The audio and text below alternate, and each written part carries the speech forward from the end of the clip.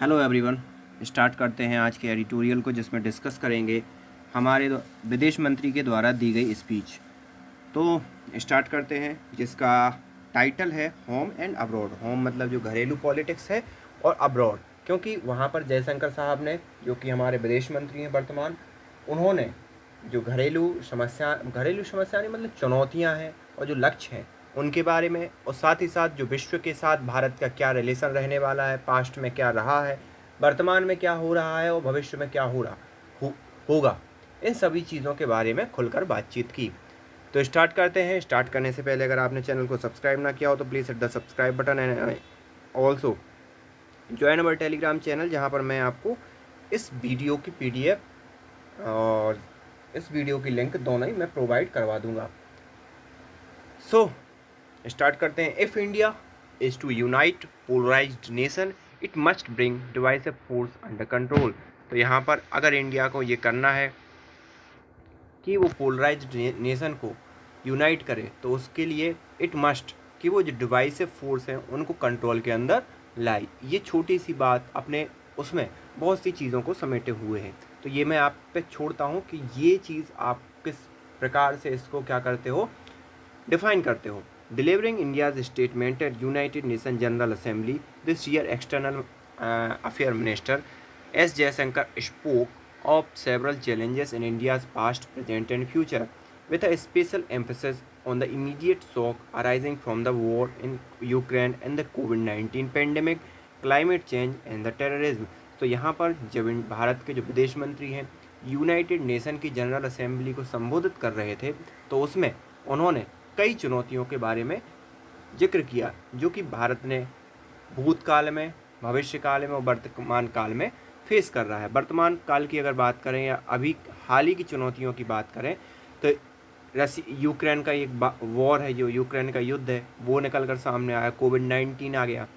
Climate change से आपने देखा होगा कितनी गर्मी देखने को मिल रही है, उससे फसलों का नुकसान हुआ। साथ ही साथ जो टेररिज्म है वो तो है ही।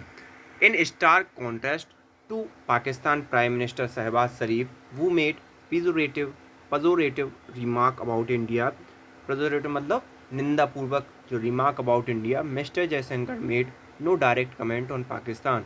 तो यहाँ पे अगर हम विपरीत देखें तो दो लोगों को या दो देशों के विपरीत व्यवस्था को देखें, जिसमें शहबाज शरीफ ने इंडिया के लिए निंदापूर्वक या ऐसे कमेंट कहे यूनाइटेड जनरल असेंबली में कि जो इंडिया के अगेंस्ट थे, लेकिन भारत ने डायरेक्ट कमेंट पाकिस्तान पर बिल्कुल भी नहीं किया। Nor did he directly mention India's challenge at the line of actual control, और ना ही अपने इंडिया की चुनौतियों में पाकिस्तान का जिक्र किया या लाइन ऑफ एक्चुअल कंट्रोल का जिक्र किया। Although he criticise China's habit of politicising and blocking UN security council terrorist designation. तो यहाँ पर लेकिन इनडायरेक्टली चाइना के जो मूव हैं, जिसमें वो टेररिस्ट जैसे आतंकवादी हुए, जो कि पाकिस्तान बेस्ड आतंकवादी ही होते हैं, उनको अंतर्राष्ट्रीय आतंकवादी घोषित करने से चाइना क्या कर देता है, ब्लॉक कर देता है। तो उस मूव की निंदा जरूर की।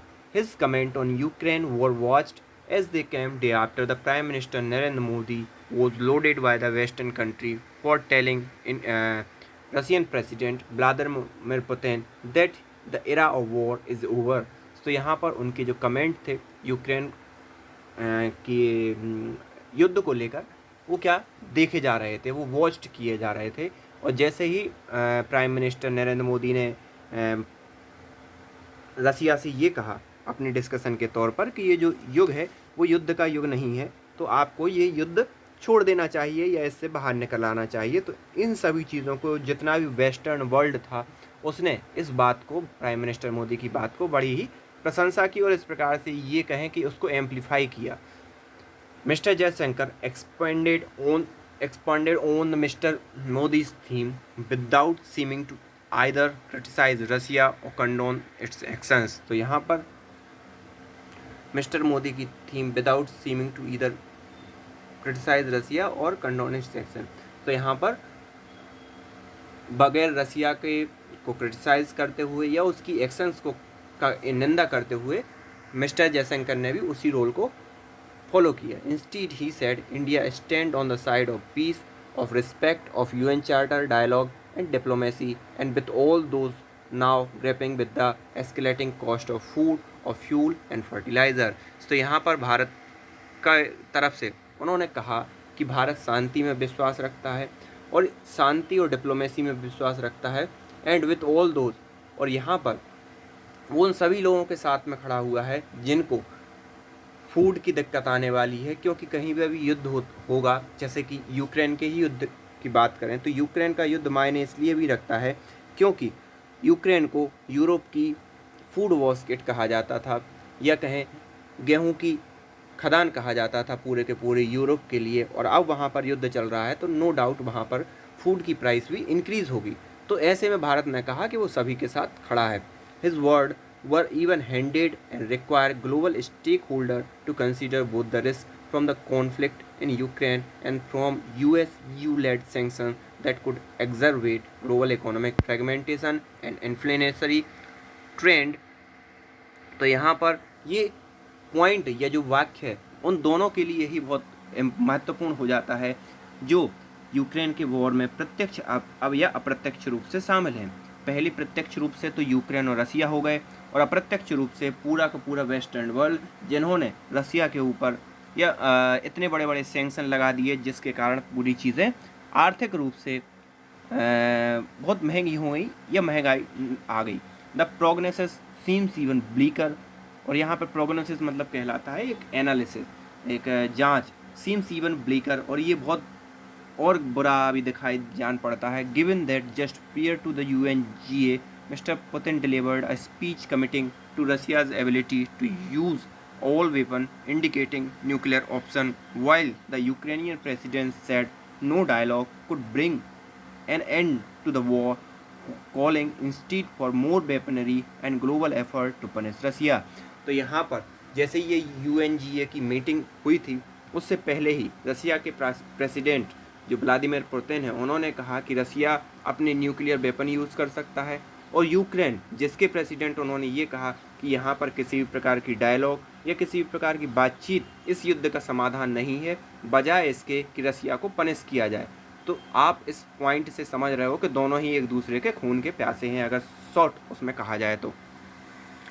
Above all, Mr. Jaishankar held what he called the New India under Mr. Modi, spelling out 5 pledges made at the 75th Independence Day anniversary। तो यहाँ पर इन सभी के ऊपर जयशंकर ने ये कहा कि भाई न्यू इंडिया किस प्रकार का है, और मोदी के वर्डों में, प्राइम मिनिस्टर मोदी के वर्डों में अगर उसको स्पेल आउट किया जाए तो जो 75वें इंडिपेंडेंस डे पर जो संकल्प लिए थे भारत ने, उन्हीं को लेकर है। पहला कि 2047 तक हमें इसे डेवलप्ड नेशन बनाना है। He added that India is ready to take on enhanced responsibility at the global body and called for reformed UN with an expanded Security Council। और उन्होंने साथ ही ये भी कहा कि India is ready, India ready है take on enhance responsibility, मतलब बढ़ी हुई रिस्पॉन्सिबिलिटी लेने के लिए, जो कि एक पूरे विश्व के लेवल पर होती है, और वो गुजारिश करता है यूएन से कि वो सिक्योरिटी काउंसिल में रिफॉर्म करे और mean writing injustice done the global south, तो और मतलब रिफॉर्म करे, और जो भी ग्लोबल साउथ है, मतलब पूरे विश्व का जो साउथ है, उसमें आपने कम परमानेंट मेंबर हैं तो उनको जगह दी जाए।